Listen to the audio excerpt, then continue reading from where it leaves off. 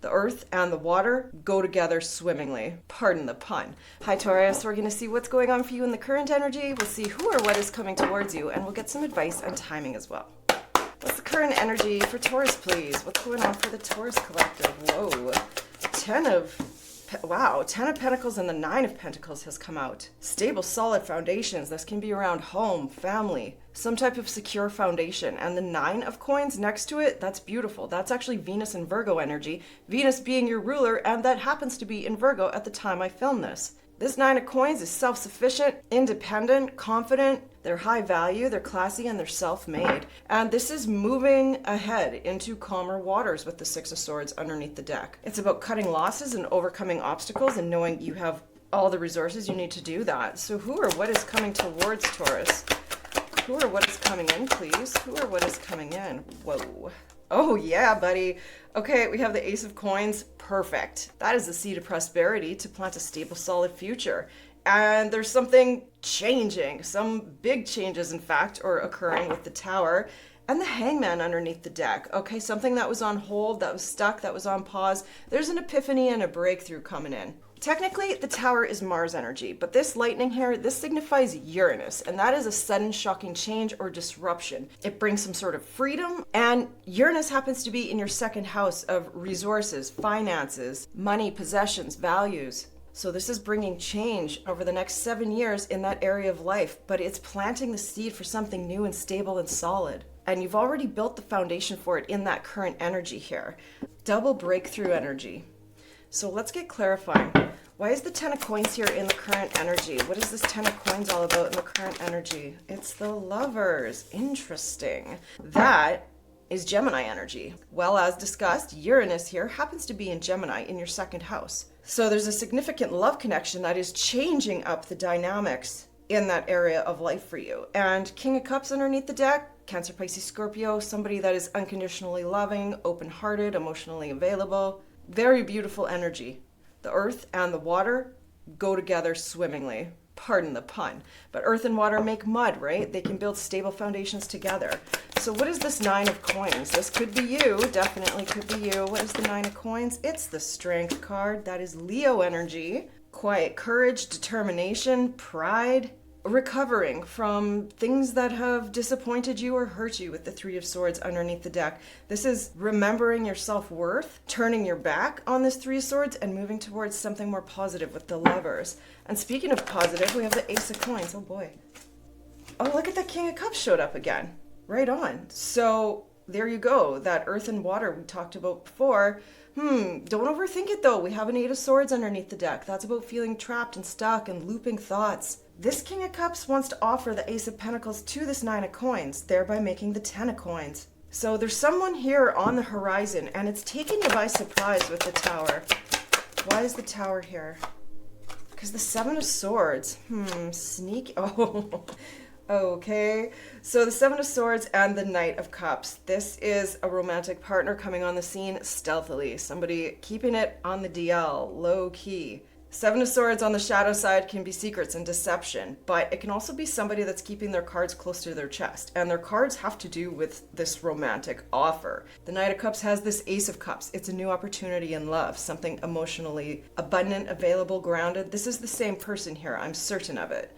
So they're making a secret strategy right now to create something. There is more Gemini energy with the Magician underneath the deck. That is the ultimate creator. Somebody with all the tools, all the resources and assets to create the life that they want. They also have the belief in themselves to know that they can do that. And I think that's what's coming to light here with the Hangman. So this could be you embodying this, or this could be somebody you're dealing with. The Magician wants to manifest the life of their dreams. And speaking of the life of their dreams, tell us about the Ten of Coins and the Lovers. What is the Ten of Coins and the Lovers?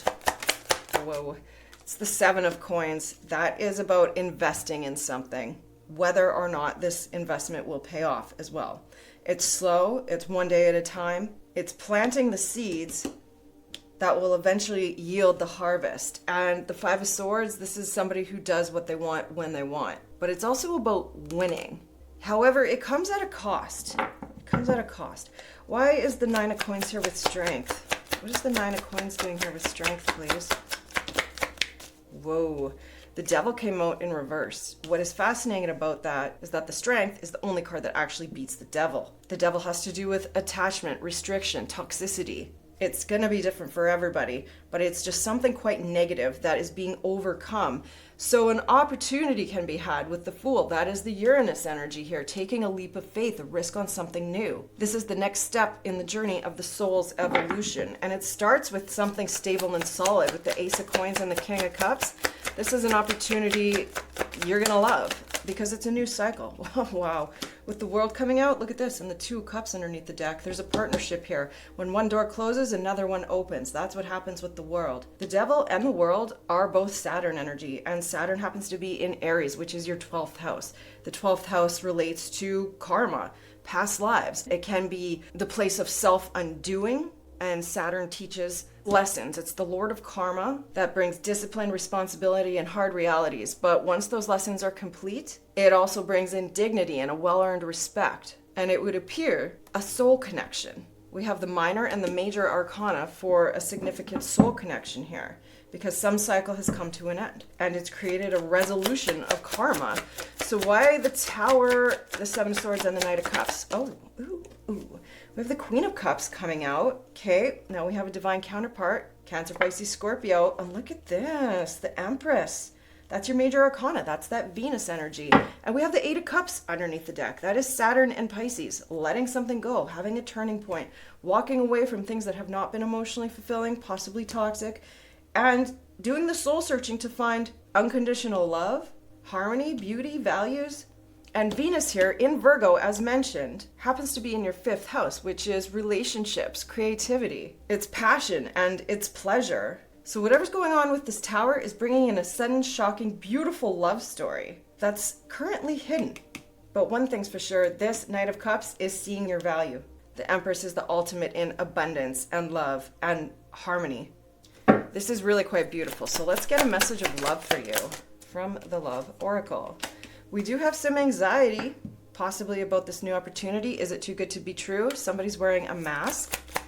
Okay, could be masking that anxiety. What else? There is a relationship, so there could be some nerves about starting a new relationship. But surrender, there's that Hangman coming out again. That's about going with the flow, taking things slowly, and just seeing what time brings. What is the advice for Taurus? Abundance. There's your Empress. Yeah. You've done the work, so abundance flows to you now, and unhealed wounds could have been blocking forward movement. This is about overcoming those obstacles with Strength and the Devil. Absolutely. One more. Or two.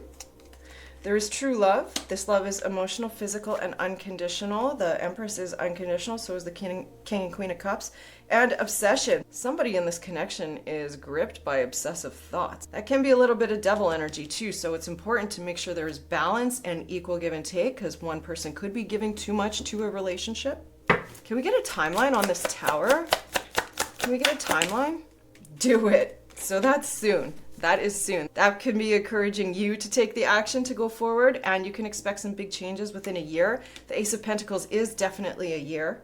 We'll get another message of advice for Taurus, please. Have patience. Okay, good. Patience pays off. And there is a generous offer with the Ace of Pentacles showing up again. Yes. What do the angels have to say to Taurus, please? Wow. Prosperity. Look at this. Angel number 808. Embrace your potential and welcome prosperity. You are making wise decisions and heading in the right direction. We also have divine guidance, angel number 000. You're receiving guidance and protection from the universe. Trust in the divine plan for your life. So that is your reading. I do hope it helped. If it did, please don't hesitate to hit like and subscribe. Leave me a comment. I'd love to hear from you. Have a great day.